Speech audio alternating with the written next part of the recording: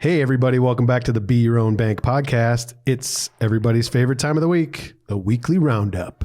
Whoosh. Hey guys, thanks for tuning in again. We got some exciting stuff in the news for you today. Starting with Coinbase again, they just announced that they're going to be releasing an NFT platform. So you can trade, buy, sell, bring in your NFTs, store them on Coinbase, which will be coming soon, which I think is pretty crazy. Wow, cool. NFTs. What are those? I know, right? Most people don't know what they are. Even if I tell you what it stands for, you still probably won't know what it is. But NFT stands for non-fungible token. Non-fungible token. Fungible, yeah. What does that mean? Basically, it means that you can swap one thing for the other interchangeably. So if something is fungible, like the dollar, for example, if you have a dollar and I have a dollar, we can swap those and it's still a dollar. There's no unique features to the dollar in terms of value. They're both the same, basically. They're both the same. They look the same. Mm-hmm. They maybe have a different serial number on them, but ultimately one is not worth more than the other, unless I suppose it's like a collector's bill. So I guess a better example would be 2 cans of Coca-Cola. Great. It's the same content. They look the same. You know, if I give you a Coke, you give me a Coke. We're not sponsored by Coke, by the way, yet. It's still a Coke. Right. Gotcha. Yeah. So those are fungible. Okay. Non-fungible just means that it's unique. So for example, I think a really good example is when you buy a concert ticket. If you are going to a concert that has specific seating, let's say you're buying seat G or row G, seat 5. Okay. You're paying whatever the price is, but now for the entirety of that concert, you own that seat. Oh, okay. Right? So that is non-fungible. So you have a concert ticket, you're maybe G6, but they're unique. Right. So then if I wanted to resell that, if I said, hey, G5, G6, I own those for that concert, right? Mm-hmm. If somebody else wants to see Imagine Dragons, then I would sell that to them, and then they would own that seat for that evening. Right. Through Ticketmaster or StubHub or whatever, you would sell those tickets and they would have ownership, and they could prove their ownership through the QR code on the ticket. Right. So we're already doing it. It's like when you go to the concert, they're not printing out tickets anymore, nope. Right? Mm-mm. You got it on your phone. They scan the QR code and swipe and scan the second QR code. So it's super easy, but it's all digital. So the only thing that tells them where you're sitting is your QR code. Is your digital representation of that seat, right? Yeah. Makes sense. It kind of works the same way. We can look at non-fungible, which would be, the specific row G, seat 5, or fungible, which would be general admission. Oh, sure. Yeah, that makes sense. Because everybody's paying the same. Mm-hmm. It's first come, first serve, but ultimately there's no difference between seating.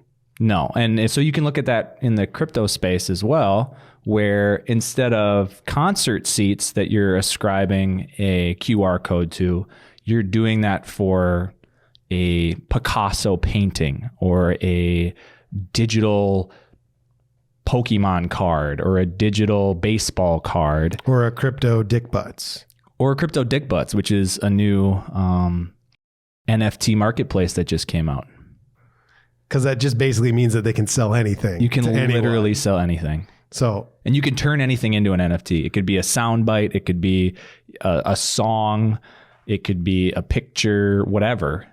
You're just ascribing a QR code that shows the uniqueness of this item and gives you ownership. The thing that's different, though, of NFTs versus, going back to that concert ticket is the concert ticket, the seat you have for that duration of the concert, so 2 hours or whatever.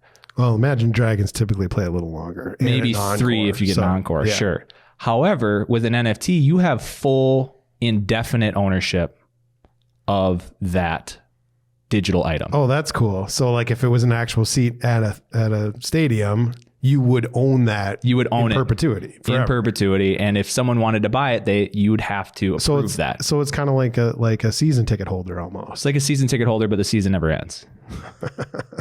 Until you want to sell that. Until you want to sell it. Yeah. Right. Exactly. So then that way, if you had this, we'll just continue with the ticket idea, is if you have that ticket and now, you want to resell it, you've got to find a third party, right, to be able, or I mean, you could sell it on Facebook or whatever, right, marketplace, but then that way you have to do the work and go and make that happen. Whereas if you've got like a Ticketmaster, that third party is making that transaction similar to the third parties like OpenSea, and now Coinbase is planning to be this third party, correct? Yeah, and I mean, they're a little bit late to the party. Right. Pun not intended, but they're going to be that intermediary, and it'll make it easier because if you want to get into NFTs, but you don't know how to use MetaMask or ERC 721 wallets, like that's a lot for beginners. A Coinbase will make it easy. Of course, I'm sure they'll take a fee for that, but they're going to make it easy for you. And my guess would be that, let's say you have an NFT of, your dog, and I have an NFT of my dog. I'm like, you know what? They're kind of equal. Let's trade them.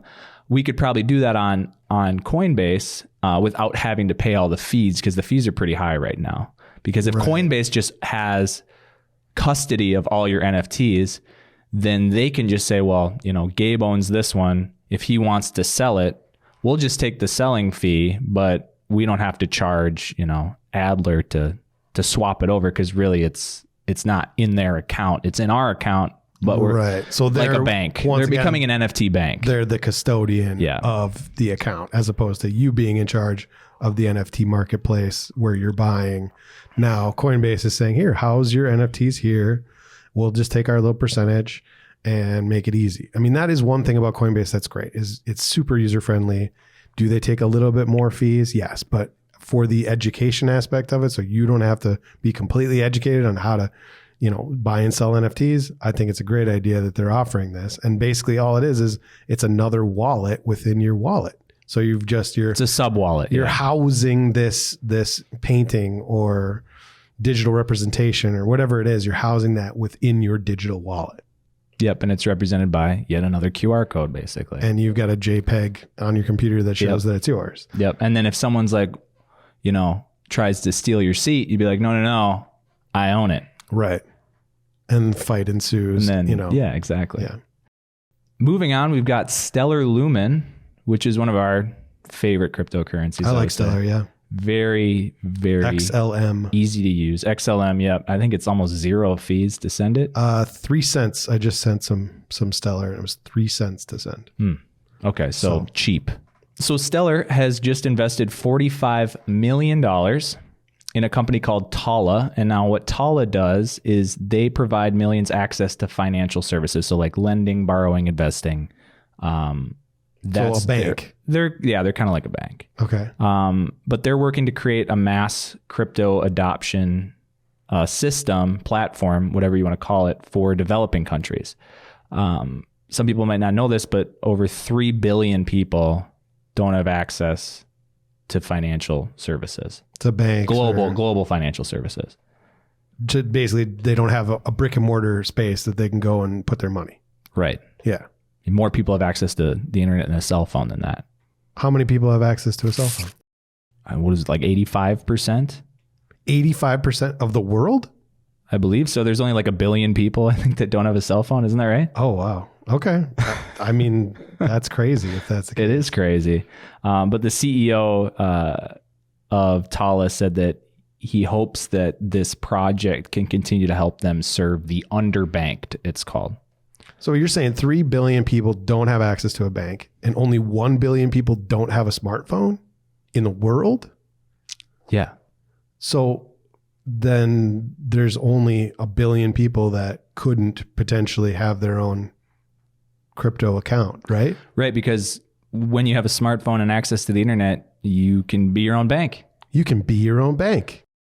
I mean, how easy is it now that everybody potentially, and every year I'm sure there's more people with smartphones, but if your smartphone is literally your bank account, which it is, because now you can buy and sell, and I mean, nobody's using money anymore, right? Other than, I suppose, for those concert tickets. But that's what we're saying, is that it's that easy. And something like this with Stellar, because the transaction fees are so small, is that you can do business without having to having a middleman. It's a smaller middleman. I'd rather pay 3 cents than pay $15. Right, or more. They also partnered with MoneyGram. So MoneyGram, for those of you who don't know, I'm sure you do, but it's a payment processing company. And if you need to send a wire transfer, or you need to send money out of state, out of country, then you pay them a small fee. And it's not small, it's like 10%. So you pay them a fee to send that money, and then they exchange that money. Well, what's Stellar doing? Stellar saying, hey, we're going to supply this borderless transactions for pennies on the dollar. And so now people are going to be able to utilize their own bank to send money to somebody else's own bank for almost next to nothing. And by doing so, we eliminate the middleman. Everybody makes more money. And now they look better, and people are utilizing that instead of the depreciating value of their own dollar, so to speak. Yeah, absolutely. It's a great thing, and I hope that they can grow that and help more people that wouldn't normally be able to access these financial services. Finally, we have El Salvador again. We got to bring it back to El Salvador. I know we talked about that last week with them. Just to recap, they instituted a wallet because Bitcoin is now a currency for their whole country, and they instituted a wallet for their people, and over 46% of them already have an account. Now, on top of that, there is an application called Strike Wallet. It's called, allows workers in El Salvador to basically convert their direct deposit paychecks right into Bitcoin. And this is actually causing protests in El Salvador because this is a big change, and really a lot of the people don't really understand the technology. Nobody likes change. No. Well, and I mean, nobody likes change, but nobody likes change. You know, it's it's the idea that this has been the system for so long. I don't want to learn something new. I think the issue with El Salvador is the fact that they're not doing the education piece, which is crucial. Like, the rollout was really quick, which, you know, begs the question, is it because the president invested in it? And so now he wants more mass adoption so that his pocketbook goes up. I mean, there's probably a percentage of that as well. There's got to be something of that involved. But ultimately, can they get educated and have access? That would be ideal. The most important, I mean, they have to have education for people to buy into this. Otherwise, it's too scary. It's too new. Right. I'm used to just getting, my dollars. I'd rather just do that. Why am I being forced to use Bitcoin if I don't understand it? So hopefully maybe the protests will help with that. And I mean, I don't know how to live under those circumstances. So, and I've already adopted Bitcoin as my savior. So I don't I can imagine how difficult that could be if you're already kind of, shoestring budget, trying to survive. Yeah. And now it's like, oh, check out this brand new shiny thing that doesn't exist. Yeah, this intangible imaginary money. That I'm trusting the government. Yeah, right. Yeah, uh-huh. Yeah.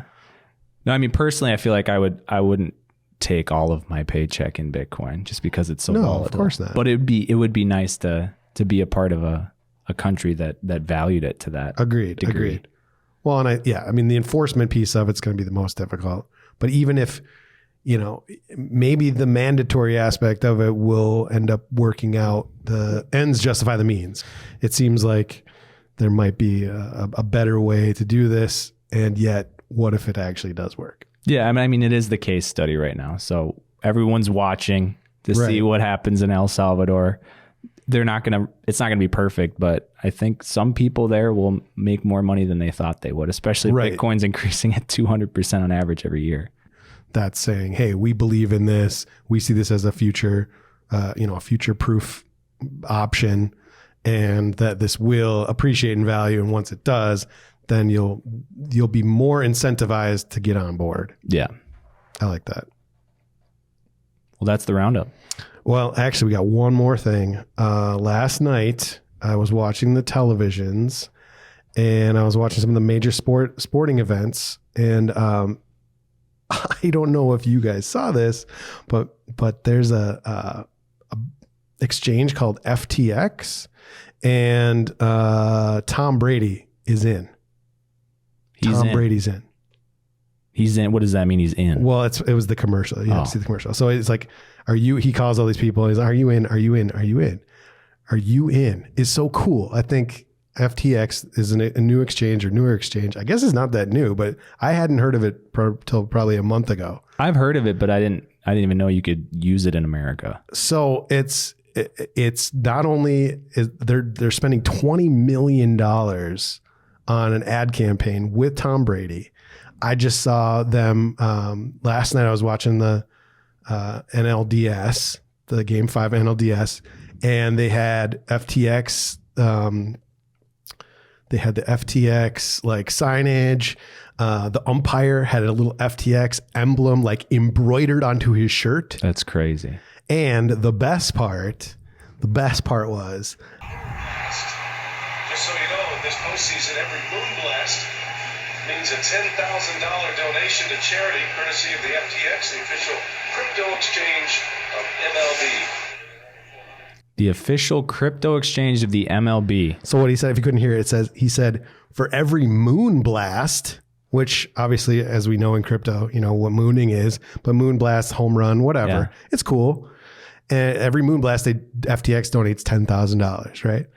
But it was just, I was so like flabbergasted because like I see little crypto things here and there, you know, commercials, all the stuff that ends up on your, you know, news feed and stuff like that.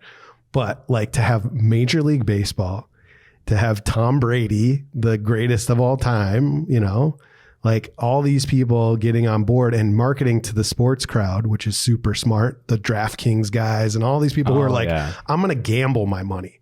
Why gamble when you can invest?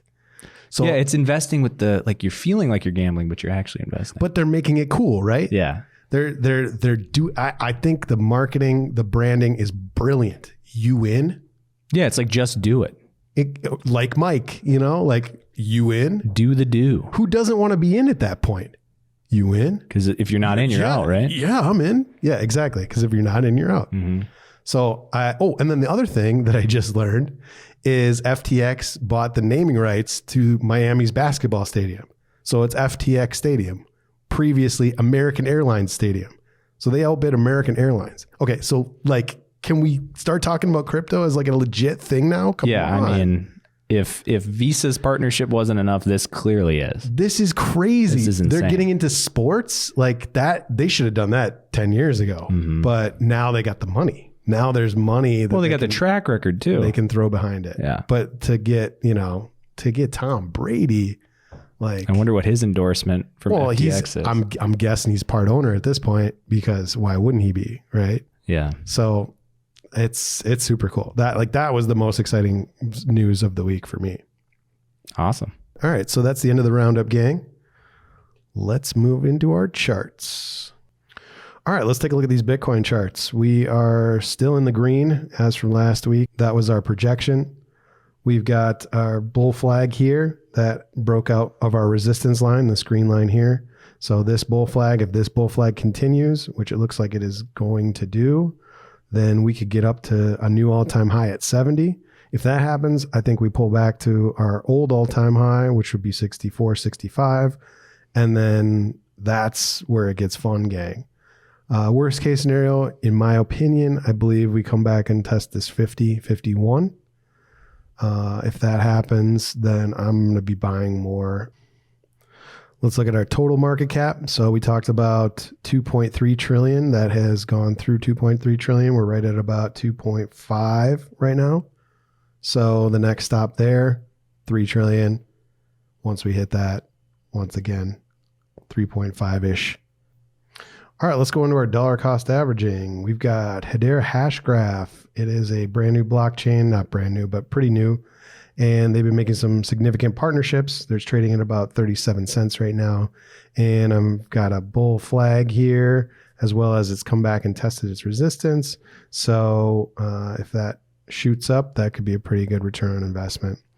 Second, I've got Algorand, another newer blockchain that's got some great partnerships as well. This one is showing another bull flag here.